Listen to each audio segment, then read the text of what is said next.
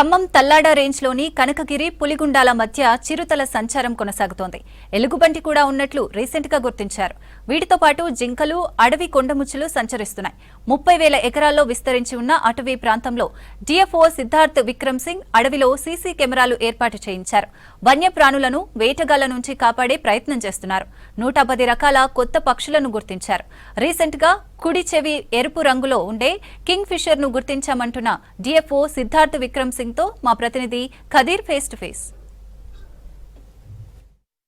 వన్యప్రాణులను సంరక్షించడం కోసం జిల్లాకు సంబంధించిన డిఎఫ్ఓ అనేక రకాల చర్యలు చేపట్టారు. అందుకు అనుగుణంగా అక్కడ ఫలితాలు ఏ విధంగా ఉన్నాయి, అసలు వాటిని ఏ విధంగా వాళ్ళు సంరక్షించడం కోసం తీసుకున్న ప్రికాషన్స్ ఎలాంటివి మనం తెలుసుకునే ప్రయత్నం చేద్దాం. మనతో ప్రస్తుతం విక్రమ్ సింగ్ ఉన్నారు, వారితో మనం మాట్లాడే ప్రయత్నం చేద్దాం. సార్, ముందుగా ఈరోజు ఖమ్మం జిల్లాలో ఎప్పుడు లేనటువంటి వన్యప్రాణులను, దాంతోపాటుగా చిరుత, దాంతోపాటుగా ఎలుగుబంట్లు, రకరకాల పక్షులను కూడా ఇప్పుడు సీసీ కెమెరాల్లో రికార్డ్ అవడం జరిగింది. అసలు అవి ఎక్కడి నుంచి వచ్చాయి?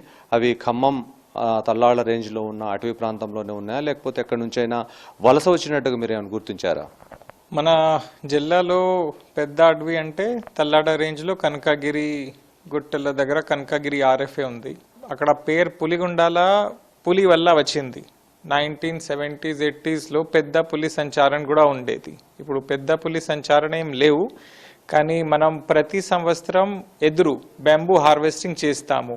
అప్పుడు లాస్ట్ ఇయర్ కూడా మనం సౌండ్స్ విన్నాము, చిరుతపులి సౌండ్స్ మనం విన్నాము. కాబట్టి ఇదిసారి మనం ఆల్ ఇండియా టైగర్ ఎస్టిమేషన్ ఎక్సర్సైజ్తో సహా పెట్రోలింగ్ చేసిన టైంలో మనకి చిన్న చిన్న కొన్ని పగ్ మార్క్స్ దొరికింది. సో అటువంటి అన్ని లొకేషన్స్ మనం సెలెక్ట్ చేసి స్ట్రాటజిక్ లొకేషన్స్లో సీసీటీవీ కెమెరాస్ ఫిట్ చేసాము.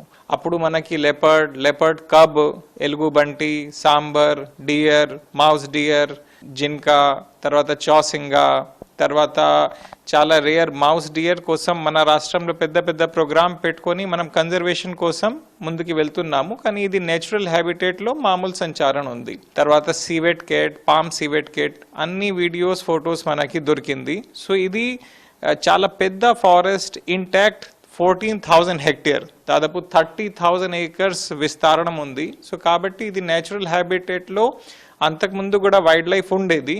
కొంచెం దానికి కొత్తగూడెం వైపు కూడా లింక్ ఉంది. అటు సైడ్ నుంచి ఇటు సైడ్ నుంచి కూడా మూవ్మెంట్ ఉంటాయి.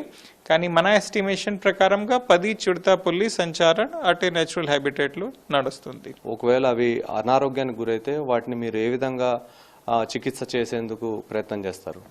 అంతకుముందు నేను అక్కడ అమరాబాద్ టైగర్ రిజర్వ్లో పని చేశాను. So camera traps, camera recording వల్ల ఏం లాభం ఉంటాయి కి అనుకోండి, ఏదైనా ఉచ్చులు, ఏదైనా ట్రాప్ లెపర్డ్ కానీ టైగర్ దగ్గర ఇది పడిపోతే మన ఫొటోస్లో వచ్చేస్తుంది. అప్పుడు మనం కన్సర్న్డ్ టైగర్ కానీ లెపర్డ్కి రెస్క్యూ చేసి మన దగ్గర వారంగల్ జూలో మొత్తం ఫెసిలిటీ ఉంది. కిన్నెరసానిలో కూడా రెస్క్యూ వ్యాన్ ప్లస్ చిన్న వెటనరీ హాస్పిటల్ సెటప్ కూడా ఉంది.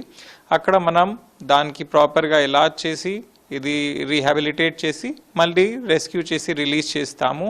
ఒకటే హ్యాబిటాట్లో లంగూర్ ఉండడం, లంగూర్తో సహా కనుజు, తర్వాత ఇది ఢోల్, ఏషియన్ ఢోల్, ఇది ఫారెస్ట్ డాగ్స్ లాగా ఉంటాయి. తర్వాత లెపర్డ్, తర్వాత స్లాత్ బియర్ ఉండడం అంటే ఎక్సలెంట్ హ్యాబిటేట్.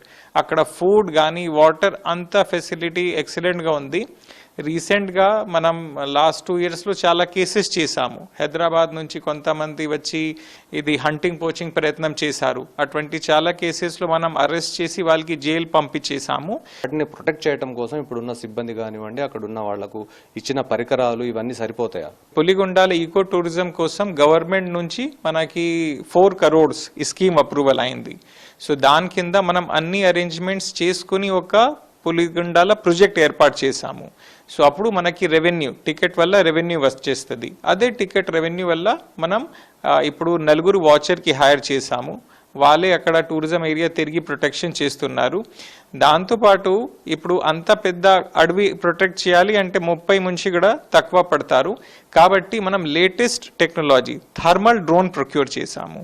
థర్మల్ డ్రోన్లు ఎలా ఉంటాయి కి మామూలుగా ఫారెస్ట్ మీద మనం డ్రోన్ పెడితే అక్కడ టెక్నాలజీ సెన్సింగ్ వస్తాయి. టెక్నాలజీ సెన్సింగ్ వల్ల అక్కడ టెంపరేచర్ ఎంత ఉంది మనకి తెలుస్తుంది. ఏదైనా మనుషుల మూమెంట్ ఉందా లేదా ఏఐ టెక్నాలజీ ద్వారా తెలిసిపోతాయి. సో మనం రెగ్యులర్గా థర్మల్ డ్రోన్ ద్వారా పెట్రోలింగ్ చేస్తున్నాము. ఎక్కడెక్కడ వాటర్ హోల్స్ ఉన్నాయి, ఎక్కడ ఎక్కువ లెపర్డ్ మూమెంట్ ఉన్నాయి, అన్ని చోట్ల మనం ఒక మంచి హైర్ చేసి రెగ్యులర్గా థర్మల్ డ్రోన్ సర్వే కూడా చేస్తున్నాము. వాటిలో ఏమైనా కొత్త రకాల పక్షులు, కొత్త జాతులు ఏమైనా వాటిని కనుగొనడం జరిగిందా? 1100 వెట్లాండ్స్ ఉన్నాయి. అన్ని వెట్లాండ్స్ దగ్గర బర్డ్స్ వస్తాయి. రీసెంట్గా చింతపల్లి వెట్లాండ్ దగ్గర మైగ్రేటరీ పెయింటెడ్ స్టాక్స్ బర్డ్స్ కూడా వచ్చింది చాలా దూరం నుంచి. కానీ అటువంటి పక్షులు కాకుండా మన దగ్గర పులిగుండాలలో more than 120 varieties of birds ఉన్నాయి. సో మామూలుగా కార్మరెంట్ కానీ పారాడైజ్ ఫ్లై క్యాచర్ అన్నీ ఉన్నాయి. రీసెంట్గా మన సర్వేలో రెడ్ ఇయర్డ్ కింగ్ ఫిషర్, ఇది చేయి రెడ్ కలర్ ఉంటాయి, అది రెడ్ ఇయర్డ్ కింగ్ ఫిషర్ కూడా మనం రికార్డ్ చేశాము. ఇది మొత్తంగా పులిగొండాల కనకగిరి హిల్కి సంబంధించిన అప్డేట్స్. వీడియో జర్నలిస్ట్ హర్షద్తో కదీర్, V6 న్యూస్, ఖమ్మం.